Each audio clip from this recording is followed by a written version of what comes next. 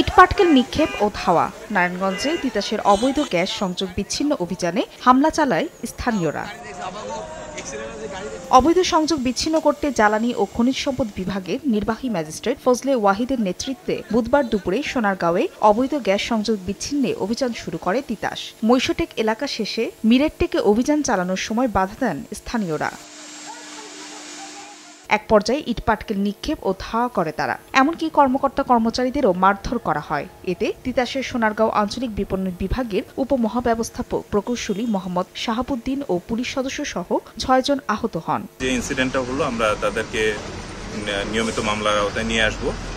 আর পরবর্তীতে যেহেতু আজকের সিচুয়েশন আমাদের কন্ট্রোলে নেই, তো আমরা আজকে হয়তো আপাতত আমরা অভিযানটা শেষ করতেছি, কিন্তু আমরা পরবর্তীতে আরো প্রস্তুতি নিয়ে আমরা এলাকায় অভিযান চালাবো। অভিযানে ১ কিলোমিটার এলাকার ২ শতাধিক বাড়ির প্রায় ৪০০ অবৈধ সংযোগ বিচ্ছিন্ন করা হয়। জব্দ করা হয় বিপুল সংখ্যক অবৈধ পাইপ ও রাইজার। সময় সংবাদ, নারায়ণগঞ্জ।